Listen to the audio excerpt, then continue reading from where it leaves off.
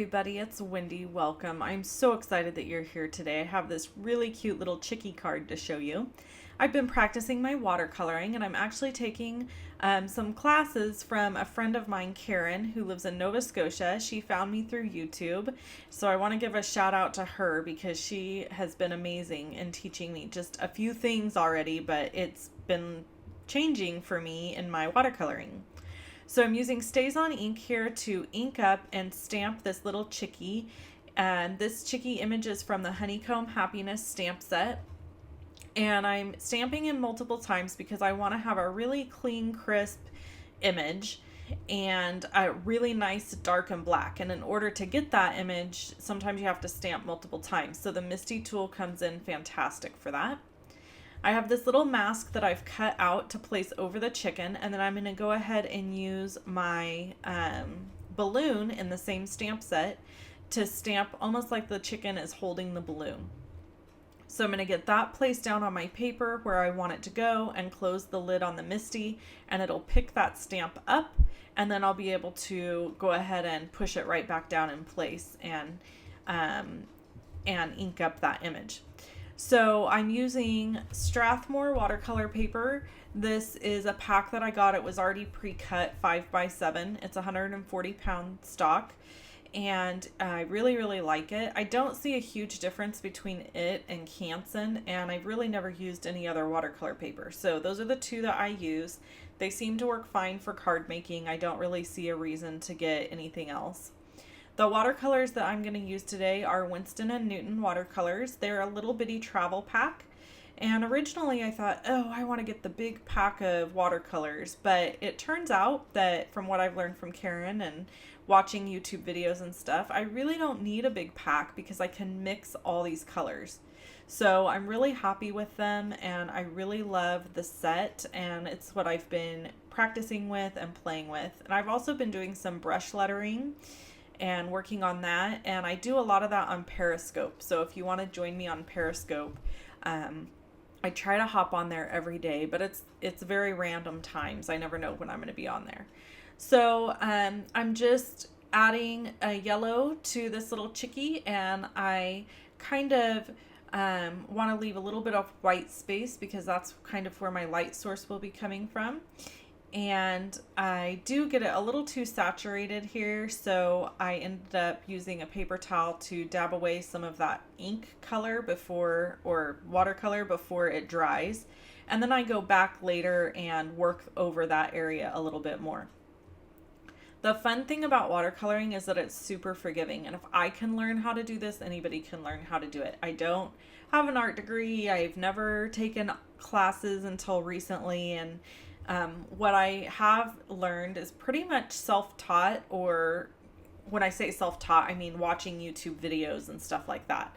So I really encourage you, if you think this is something you would like to do, to jump out there and just start trying it. This little bitty watercolor set was like $16, I think. I got it as a gift, but it's really inexpensive. So it's a set you could pick up and play with. The pigment in it is really nice, which I think is important for card makers because we tend to want stuff, I think we tend to want stuff a little bit more pigmented. So the pigment is really nice and vivid, and the colors are pretty true colors. So I really love this set. It's been my favorite so far that I've played with, although I haven't played with a whole lot. So that being said, I do have enjoyed it. So I'm just coloring the little red balloon and coloring in the bottom there. And you can see I left a little bit of white space on the red balloon as well, because that's where it gets dimension, is when you leave a little bit of white space on your objects.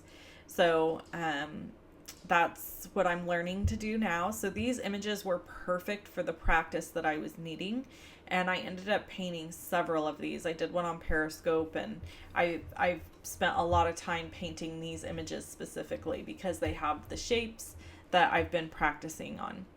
So then I mixed a little bit of orange and yellow together to create a color for his feet and his beak, because I wanted his beak to be a little darker than his body, and I wanted his feet to be darker as well, but I didn't really want them to be bright orange.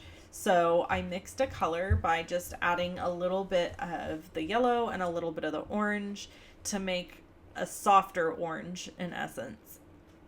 And it worked out perfectly. I wanted to also mention that I hit 10,000 subscribers on YouTube this week. So that is so exciting. I'm over the moon excited about that.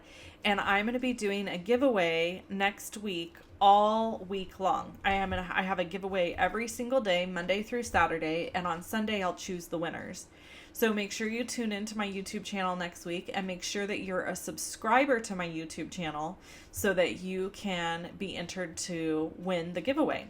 You will be required to post comments on my blog, not here on YouTube, because I need to be able to filter those comments, and I notice I get a lot of spam when I get a lot of comments happening on YouTube. So that all the details will be explained next week. All right, so I pretty much have my little chickie all colored in here, and then I'm gonna add some fun stripes to the back of this card.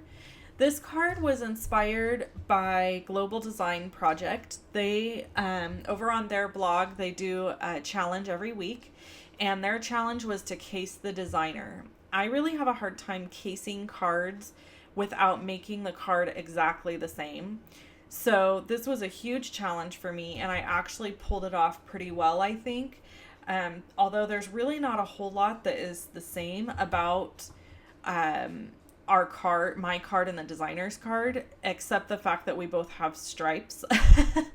Other than that, there's a focal point and there's stripes. Other than that, the card's nowhere the same. So you can either check out the designer card on my blog at levinstampin.com, or you could go over to Global Design Challenge. And I encourage you to play along there because it's really fun. And a couple of weeks ago, I was a winner. So that was really exciting to me. I was super excited about that. So anyway, I'm just continuing to drag this blue color across the page or the cardstock, and I'm alternating sides that I begin on so that my darker spots will start on one side and go lighter to the other side, and vice versa. So I'm flip-flopping back and forth on which side I start on, so that there's just a little interest there of dark and light getting mixed together. I really did not want all the lines to start dark and go light from one side to the other. So that's why I'm alternating back and forth, back and forth. I'm not trying to make these lines super straight. I'm not trying to make them the same thick width or thickness, I guess you could say. I wanted them to look very watercolored and have lots of different dimension and look, because I feel like it adds a lot of texture to the card. So the last thing that I really need to do for this part of the card is to create a little bit of a shadow under the chickie. And so I mixed together some colors to create a gray, and I'm just going to use that gray tone to kind of create a little bit of a shadow. And it is amazing when you put a shadow under something, how much dimension it gives the entire picture. I mean, now this chicken really, sorry about that. Buddy, no. This chicken really does look like he's standing there, and you can tell where the light source would come from. So the next thing I need to do is, all right, so now I'm going to brush letter my little sentiment here. I couldn't really find a sentiment that I was happy with, so I ended up deciding to just brush letter. This is something else I've been practicing since December. I've been working on my brush lettering. It's really fun, and it's coming along quite nicely. If you want to learn how to brush letter, you can check out my blog. It has a link to Random Olive, and that's where I got my start in brush lettering. So there's information there for you. And she's a fantastic person and so easy to learn from. So I highly recommend her. And Then I'm just going to finish off my card by mounting these pieces onto a piece of basic black cardstock. And that's it. That's my finished card. So thanks for joining me today. Make sure you subscribe. You can click on either one of these images to be taken to those videos that are also watercoloring. And I hope you have a fantastic day. Bye-bye.